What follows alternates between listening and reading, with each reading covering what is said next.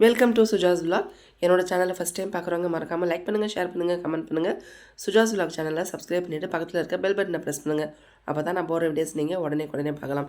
இன்றைக்கி இந்த வீடியோவில் என்ன பார்க்க போகிறீங்க அப்படின்னா, டேஸ்டியான டெம்ப்டிங்கான மாங்காய் ஊறுகாய் ரெசிபி தான் பார்க்க போகிறீங்க. எல்லோரும் செய்கிற மெத்தட் தான். நம்ம மாங்காய் சீசன் வந்தால் விட்டுடலாமா சொல்லுங்கள் பார்க்கலாம். ஸோ மாங்காய் சீசன் மகாராஷ்டிராவில் ஸ்டார்ட் ஆகிடுச்சு. எங்களுக்கு இப்போ மாங்காய் கிடைக்க ஆரம்பிச்சிருச்சு. ஸோ எனக்கு எவ்வளோ மாங்காய் கிடைச்சிருக்கோ அந்த மாங்காயில் நான் ஊறுகாய் போட போகிறேன். எங்கள் அம்மா எனக்கு வந்து கொடுத்து விட்டாங்க. ஸோ அதை வச்சு தான் இன்றைக்கி நான் செய்கிறேன். நல்லா வாஷ் பண்ணிவிட்டு நல்லா ஈரமே இல்லாமல் துடைச்சிட்டு நமக்கு வேணுங்கிற சைஸில் கட் பண்ணி எடுத்துக்கலாம். அடுத்து பூண்டு வந்து பார்த்திங்க அப்படின்னா மலை பூண்டு தான் இருந்தது. ஒரு 2 கட்டு நான் வந்து தோல் இல்லாமல் உரித்து வச்சுக்கிட்டேன். நாட்டு பூண்டாக இருந்துச்சுன்னா நீங்கள் தோலோட கூட சேர்த்துக்கலாம். குட்டி குட்டியாக இருக்கும், ரொம்ப டேஸ்ட்டு சூப்பராக இருக்கும். இதுக்கு மசாலாவுக்கு 1 ஸ்பூன் கடுகு, 1/2 ஸ்பூன் வெந்தயம். நான் எடுத்துருக்க குவான்டிட்டிக்கு இது கரெக்டாக இருக்கும். இதுவே அதிகமாக இருக்குது அப்படின்னா இது அப்படியே நீங்கள் எக்ஸ்ட்ரா டபுளாக சேர்த்துக்கோங்க. இப்போ நம்ம ரொம்ப குறகுறப்பாக இல்லாமல் ரொம்ப நைஸாக இல்லாமல் இது மாதிரி அரைச்சி எடுத்துக்கலாம். வறுத்துக்கணும். வறுக்கிறது வந்து ரொம்ப முக்கியம்.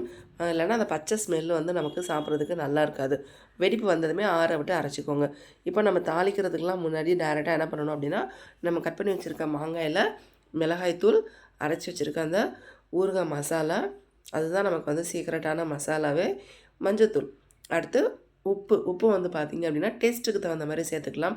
இதுவே நம்ம வந்து ப்ரிசர்வேட்டிவ் நம்ம வந்து ரொம்ப நாள் வச்சு சாப்பிட்ணும் அப்படிங்கிறவங்க ஊறுகாய்க்குன்னு தனியாக மாங்காய் கிடைக்கும். அந்த மாங்காயில் நீங்கள் போடும்போது கல் உப்பு போட்டு நல்லா ஊற வச்சுட்டு அதுக்கப்புறம் கூட நீங்கள் வந்து இப்போ நான் செய்கிற ப்ராசஸை மாங்காய்லாம் ஊறினதுக்கப்புறம் நீங்கள் செஞ்சுக்கலாம். இது வந்து ஊறுகாய்க்கான மாங்காய் கிடையாது, நம்ம சாப்பிட்ற நார்மல் மாங்காய் தான்.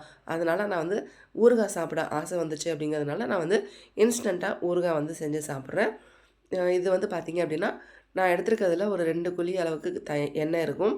உரித்து வச்சுருக்க பூண்டை வந்து எண்ணெய் காஞ்சதும் அதில் சேர்த்துட்டு இது மாதிரி இடுக்கியை வச்சு நல்லா வந்து தூக்கி கொஞ்சம் கலக்கி விட்டுக்கிட்டே இருந்தோம் அப்படின்னா பூண்டு வந்து படப்படன்னு வெடிக்காமல் இருக்கும். ஸோ நமக்கு வந்து எண்ணெய் மேலே வந்து தெரிக்காது. ஸ்டவ்வை ஆஃப் பண்ணியாச்சு. லேசாக கலர் மாற ஸ்டார்ட் ஆனதுமே ஸ்டவ்வை ஆஃப் பண்ணிவிட்டு இதை இது மாதிரி கிளறி விட்டுட்டு அப்படியே வச்சுருங்க. நல்லா ஆறட்டும். அந்த பூண்டு வந்து எண்ணெயிலே இருக்கட்டும். இப்போ பாருங்கள் நல்லாவே ஆறிடுச்சு. இப்போ இந்த எண்ணெயும் பூண்டையும் நம்ம என்ன பண்ணலாம் அப்படின்னா, அந்த ஊறுகாய் நம்ம வந்து மாங்காய் வந்து மசாலாலாம் போட்டு மிக்ஸ் பண்ணியிருக்கோம் பார்த்தீங்களா, அதில் சேர்த்துக்கலாம். இது வந்து இன்ஸ்டன்ட் ஊறுகாய் மெத்தடு. இதே மெத்தடை நீங்கள் வந்து வருஷக்கணக்கில் வச்சு சாப்பிட்ணுன்னு நினைக்கிற ஊறுகாய்க்கு தாராளமாக செஞ்சுக்கோங்க. இப்போ நான் இதுக்கு என்ன சேர்க்குறேன் அப்படின்னா, நமக்கு வந்து எண்ணெய் பத்தலை அப்படின்னா கொஞ்சம் மேலாப்பில் எண்ணெய் சேர்க்குறதுக்காக சூடு பண்ணி வைக்கலாம் அப்படிங்கிறதுக்காக நான் வந்து ஒரு 2 ஸ்பூன் அளவுக்கு எண்ணெய் சேர்த்து சூடு பண்ணி வச்சுருக்கேன்.